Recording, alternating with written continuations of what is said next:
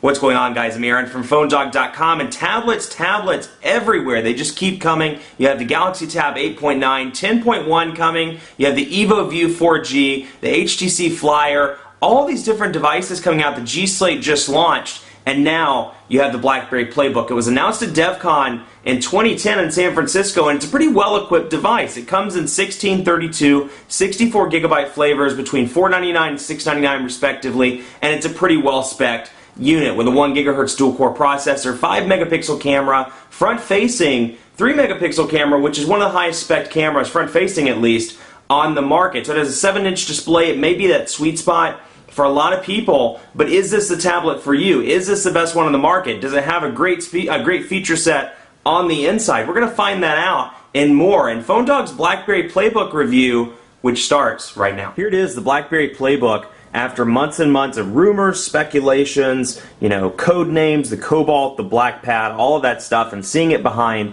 glass at DEF CON, it's finally here in the hands. BlackBerry PlayBook, 16, 32, 64 gigabyte variations. They cost $499, $599, $699 respectively. Now, specs-wise, it's a pretty nice tablet. 1 gigahertz, dual-core Cortex A9 CPU, 7-inch display, very nice display.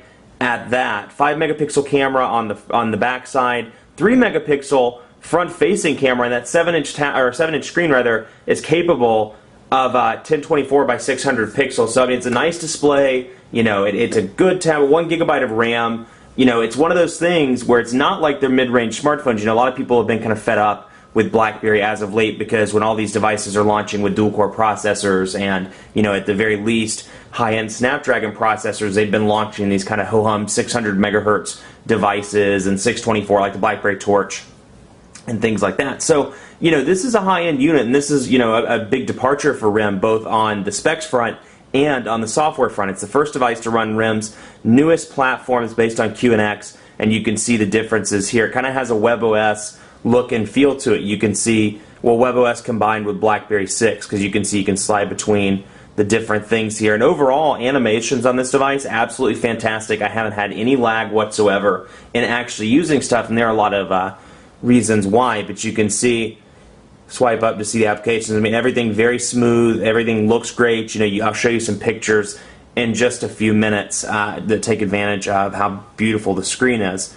Go down from there. But you can see it's a different looking tablet than all the other ones. You have 16 gigabytes down here. And this is, you can tell it's a very corporate minded tablet because it's not curved like the G Slate or the Motorola Zoom. I mean, it's a flat slab. I mean, it's, a big hunk of rectangular slab, which I happen to like. I like the design a lot. It's kind of this matte back here with the BlackBerry logo on the back and 5 megapixel camera, as you can see. And then you have your media buttons up here. Volume down, volume up, play, pause, and then your power button, 3.5 millimeter headphone jack over here, and then your speakers are over here on the side. Now I had to be careful when I was listening to stuff because the tendency is to hold your hands like this when you're listening or when you're using the tablet, so you have to get used to putting your hands down here or holding it like this or something like that because you do want to naturally put your hands over the speakers. But then you get some new gesture controls with this, and let's just do a quick walkthrough of what it looks like. Up here you have the ability to lock the screen in portrait or in landscape depending on what you prefer. I have it locked in landscape, but you can tilt it around. Let me turn that off so you can see. You can tilt it around if you want to, and it goes all the way around so you can use it upside down like that if you want to. I'm going to lock that back. And then you have Bluetooth capabilities, and there's this program called BlackBerry Bridge, and we'll get into that more a little bit later in the video or a little bit later in the review, because BlackBerry Bridge, BlackBerry Bridge is one of those things, the success of this device really hinges on BlackBerry Bridge, and you have to have a BlackBerry for the most part to take advantage of a lot of the features of the BlackBerry PlayBook. So, for those people that want to buy one but have an iPhone or have an Android device, you're really limiting yourself on this unit, and that may or may not be the biggest issue with this device. Bluetooth, or maybe rather, Bluetooth turned off at the moment, Wi-Fi on under me, battery life 78% at the moment. Battery life, has been pretty decent so far. It has a decent sized battery. And then you can see here are the settings. Not that different from the carrier or from the manufacturer's actual menu interface on BlackBerry OS 6.0. You can see, or BlackBerry OS 6.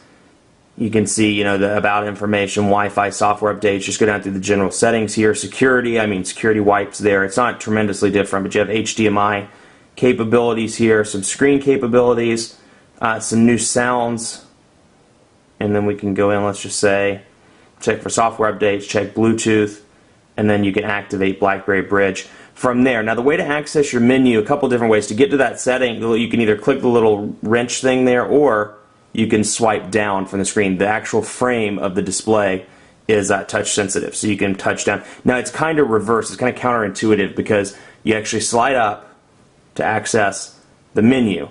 Now, what the human body or what the human mind wants to do when it's up like this is swipe down like that to pull the menu back down. Well, it doesn't work that way. You have to actually swipe up again to pull it down. So swipe up to pull it up, swipe up to pull it down.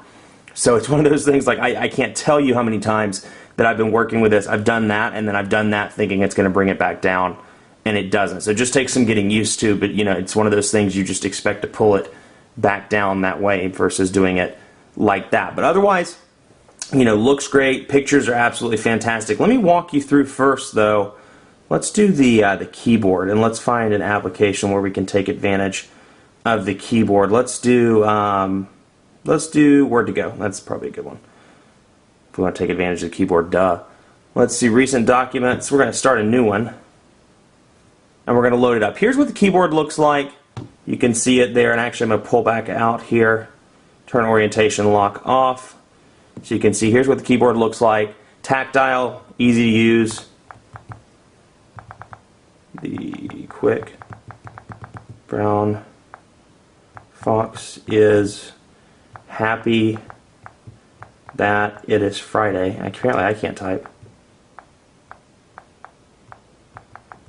You know, although I will say there is some lag on this keyboard as opposed to some of the other options out there.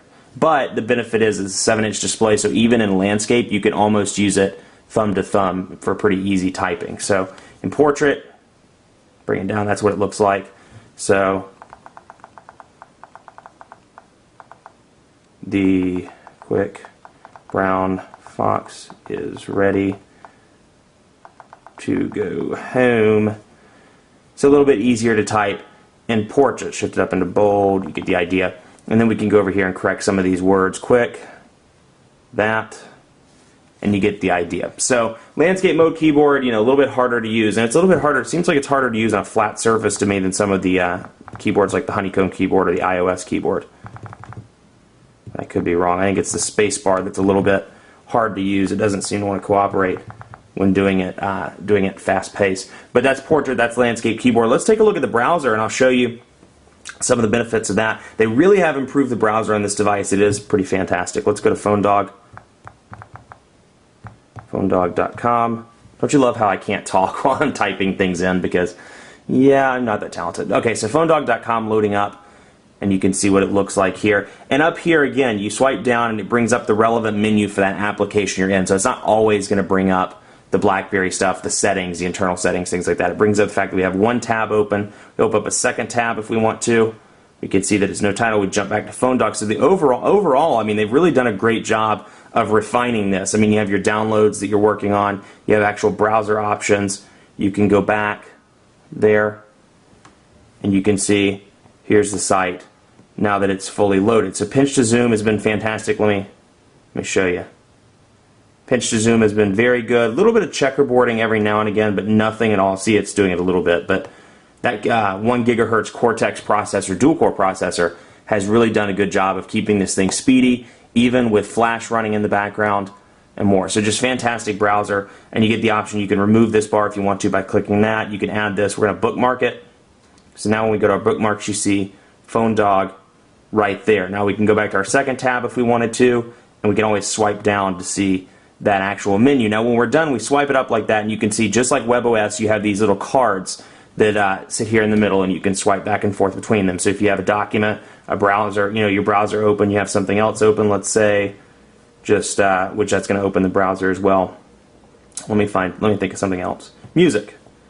So we can go back and see that all those are open at the moment. So again, you know, just going into stuff like music, you know, they've refined it, they made it look better, more consumer friendly, so this device appeals to more individuals than just business people. I mean, I see a market, you know, from consumers, for first-time tablet users. Now the problem with this tablet, in case you haven't figured it out yet, look at the applications. You see Gmail, Hotmail, Yahoo, AOL, Facebook, Twitter, and more in here. I'll have to go back through and think of which other ones. But just for those 6, for example, you see the application icons. Those aren't actual applications. They're shortcuts to the internet. You put in Gmail, bam, put in Hotmail.